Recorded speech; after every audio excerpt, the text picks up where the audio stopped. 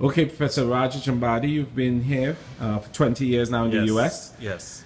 Imagine when you came from India 20 years ago, you had then the knowledge that you have now.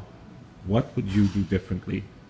Okay, my advice to anybody would be not to focus solely on academics because a lot of international students, that's how we are. We are usually the best of the best from our countries. We come here and we focus on academics. And my advice would be to focus on the soft skills as well. Because as I look around, and hopefully I graduated 25 years ago from my undergraduate college. And as I look at the success stories, it's not only people who are extremely bright in academics, as reflected by academics, but it's also people who are well rounded. So, my advice to you would be not to be competitive and look for the next day and try to work 80 hours a week because it's not what the workforce needs. What the workforce needs is a smart person who's well-rounded with appropriate soft skills. So go catch a baseball game, get to know the culture, be open and be curious to new experiences because that learning orientation is actually going to serve you well in the long run as you go higher and higher and higher in the corporate world or be in entrepreneurial ventures because the success is about networking and it's about it's about assimilating new experiences and learning.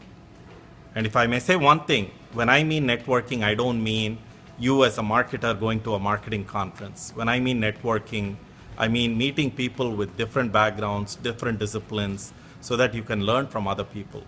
And that's what I call as networking. You know, if you are an emergency room doctor, go to a NASCAR pit crew and see how they are handling chaos. And that's what I mean by networking. And these two skills, I think, will serve you well in the long run. Great, great. One other question. Sure. So, when I first came from Trinidad, I unfortunately only hung out with West Indians. Right. That's all and I did. your cricketers were far better than our cricketers then. But unfortunately, the situation has changed. Yeah. Okay, just making a point. Okay. Yes, it has. It has.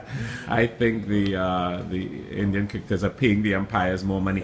But what would you recommend to new students coming in terms of broadening their horizons?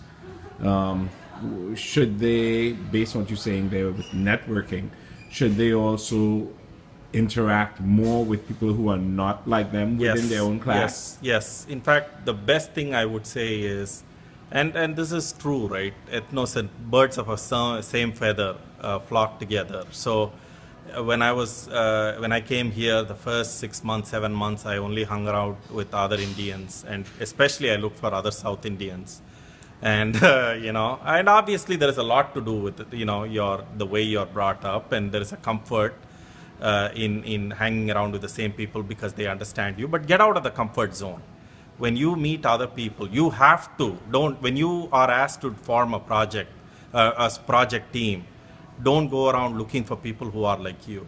That's a small start. Get out of your comfort zone and ask somebody else to be a part of your team. Learn. The second thing is, you have incredible cultural and sporting opportunities here.